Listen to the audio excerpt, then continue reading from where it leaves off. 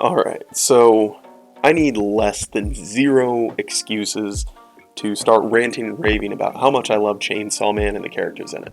And today, I wanted to go over prime waifu material number 1, Makima, and exactly how well a ship with her and Gojo would go.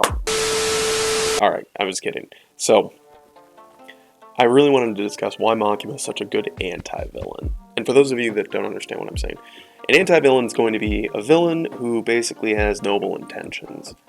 So think Madara Uchiha, the edgiest of the Edgelord clan, the one who wanted to end conflict in his world by basically putting everyone in tree heaven. So that's the kind of archetype that I'm going over. Another good example is like Yagami, yet another edgelord with quite the edgy plan.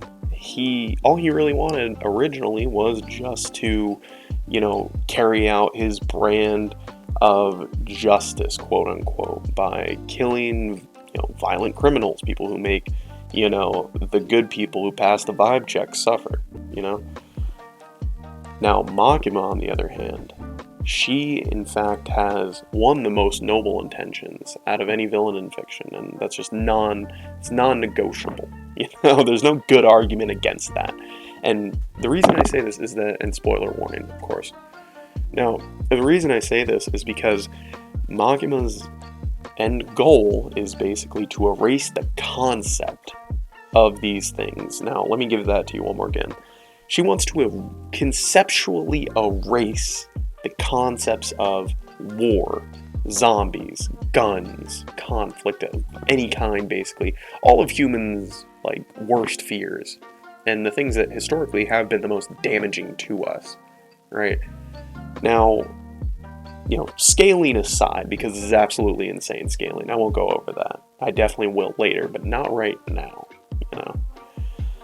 Scaling aside, this is one of the most noble goals anybody can have. Every anti-villain's got some sort of, what they think is a redeeming quality or good, cause that justifies these ridiculous means, And edgelord memes aside, she can basically she's trying to do what all of them did, except she's going to do it by herself, and she's going to do it in a way that is much less deplorable when you look at the actual methodology here. And the methodology specifically is just manipulating the Chainsaw Man into essentially erasing these devils from existence. And when that happens, the concepts of these horrible things are conceptually erased. Now, aside from the methodology and the actual goodness of these plans, and again, these aren't comparable to what the others did. The sacrificing the well-being of the Chainsaw Devil and Denji, the main character, is nothing in comparison to, eliminating the concepts of all the stuff we don't like, right? There's no weighing this out. So, if anybody's ends justifies their means, it's Makima, right? Now, the third reason I think she's the most well-written anti-villain in all of fiction is because she is consistent. And I think that that's extremely important because it doesn't take away from the story when she breaks character or acts differently. Because she doesn't. It just doesn't happen, ever. In the first appearance of Makima, she is presented as cold, apathetic, and manipulative.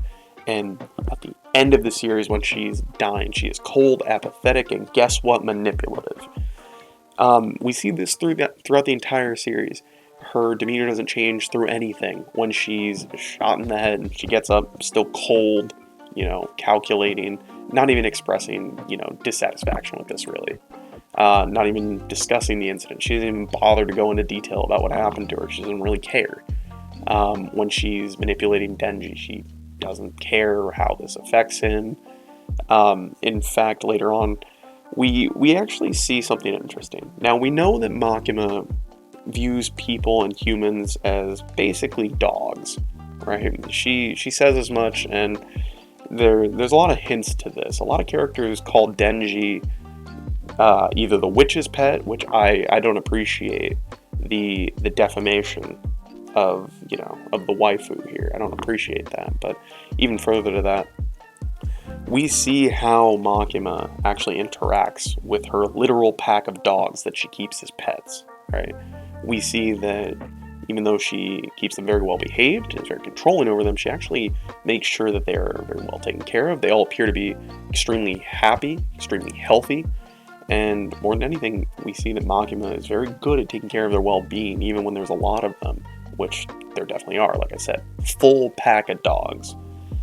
And if Makima sees the rest of the world, the rest of humanity, as her pets like these dogs, it actually stands to reason that she has their best interest in mind. She's looking out for their well-being to the best of her abilities, like she is with the rest of her dogs. So the motivation, the actual end goal, these are perfectly noble things, and there's no argument against that. And then with the consistency side of it, I mean, it's just good character writing, right?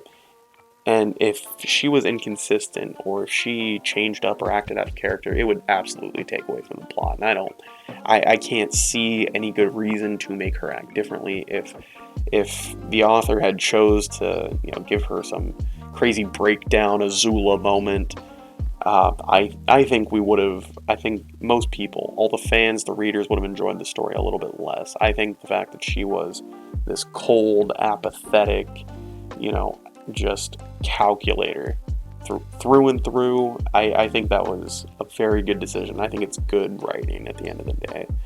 So those are my reasons for why Makima and Gojo should be shipped at all times. I want to see more fan art of it. Let me know what you guys think. Other than that, be safe, take it easy.